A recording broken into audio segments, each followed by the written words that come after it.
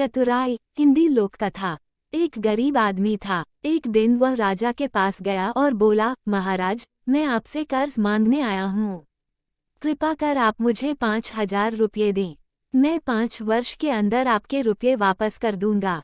राजा ने उसकी बात पर विश्वास कर उसे 5,000 रुपये दे दिए। 5 वर्ष बीत जाने के बाद भी जब उस व्यक्ति ने राजा के 5,000 रुपये नहीं लौटाए तब राजा को मजबूरन उसके घर जाना पड़ा।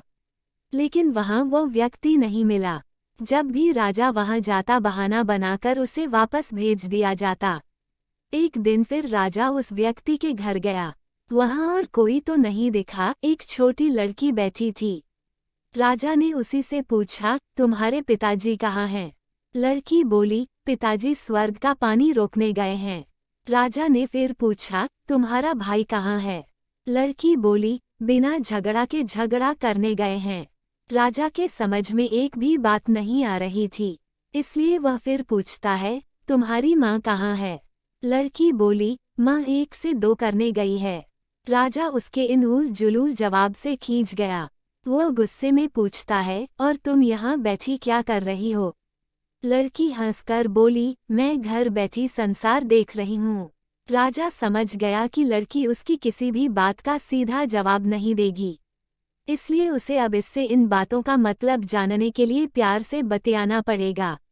राजा ने चेहरे पर प्यार से मुस्कान लाकर पूछा, बेटी, तुमने जो अभी अभी मेरे सवालों के जवाब दिए, उनका मतलब क्या है? मैं तुम्हारी एक भी बात का मतलब नहीं समझ सका। तुम मुझे सीधे सीधे उनका मतलब समझाओ।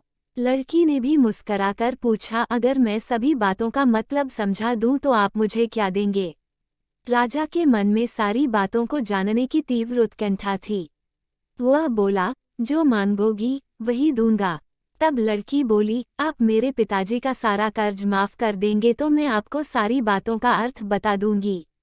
राजा ने कहा, ठीक है, मैं तुम्हारे पिताजी का सारा कर्ज माफ कर दूंगा। अब तो सारी बातों का अर्थ समझा दो। लड़की बोली, महाराज, आज मैं आपको सारी बातों का अर्थ नहीं समझा सकती। कृपा कर आप कल आएं। कल मैं जरूर बता दूंगी। राजा अगले दिन फिर उस व्यक्ति के घर गया। आज वहां सभी लोग मौजूद थे। वह आदमी, उसकी पत्नी, बेटा और उसकी बेटी भी। राजा को देखते ही लड़की पूछी, महाराज, आपको अपना वचन याद है ना? उद्धरण। राजा बोला, हाँ मुझे याद है। तुम अगर सारी बातों का अर्थ बता दो तो मैं तुम्हारे पिताजी का सारा कर्ज माफ कर दूंगा। लड़की बोली, सबसे पहले मैंने ये कहा था कि पिताजी स्वर्ग का पानी रोकने गए हैं। इसका मतलब था कि वर्षा हो रही थी और हमारे घर की छत से पानी टपक रहा था। पिताजी पानी रोकने के लिए छत को छाप बना रहे थे, यानी वर्षा का पानी आसमान से ही गिरता है और हम लोग तो यही मानते हैं कि आसमान में ही स्वर्ग है। बस पहली बात का अर्थ यही है। दूसरी बात मैंने कही थी कि भैया बिना झगड़ा के झगड़ा करने गए हैं। इसका मतलब था कि वे रेंगनी के कांटे को काटने गए थे। अगर कोई भी रेंगनी के कांटे को काटेगा तो उसके शरीर में जहां तहां कांटा गड़ ही जाएगा, यानी झगड़ा नहीं करने पर भी झगड़ा होगा और शरीर पर खरोंचें आएंगी। उद्धरण। राजा उसकी बातों से सहमत हो गया। वो मन ही मन उसकी चतुराई की प्रशंसा करने लगा। उसने उत्सुकता के साथ पूछा, और तीसरी चौथी बात का मतलब बेटी? उद्धरण। लड़की बोली, महाराज, तीसरी बात मैंने कही थी कि माँ 1 से 2 करने गई है। इसका मतलब था कि माँ अरहर दाल को पीसने यानी उसे 1 का 2 करने गई है। अगर साबुत दाल को पीसा जाए तो 1 दाना का 2 भाग हो जाता है, यानी यही था 1 का 2 करना। रही चौथी बात तो उस समय मैं भात बना रही थी और उसमें से एक चावल निकालकर देख रही थी कि भात पूरी तरह पका है कि नहीं। इसका मतलब है कि मैं एक चावल देखकर ही जान जाती कि पूरा चावल पका है कि नहीं।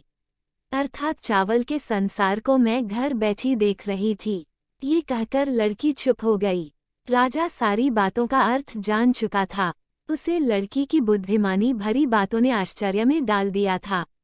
फिर राजा ने कहा, बेटी, तुम तो बहुत चतुर हो, पर एक बात समझ में नहीं आई कि यह सारी बातें तो तुम मुझे कल भी बता सकती थी, फिर तुमने मुझे आज क्यों बुलाया? लड़की हंसकर बोली, मैं तो बता ही चुकी हूँ कि कल जब आप आए थे तो मैं भात बना रही थी।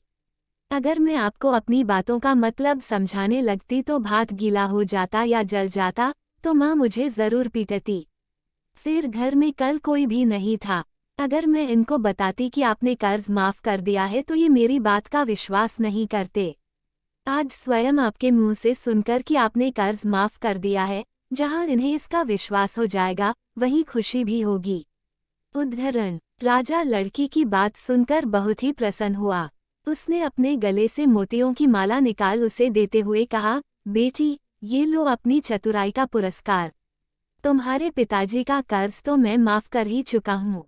अब तुम्हें या तुम्हारे घर वालों को मुझसे बहाना नहीं बनाना पड़ेगा। अब तुम लोग निश्चिंत होकर रहो। अगर फिर कभी किसी चीज की जरूरत हो तो बेझिझक होकर मुझसे कहना। इतना कहकर राजा लड़की को आशीर्वाद देकर चला गया। लड़की के परिवार वालों ने उसे खुशी से गले लगा लिया।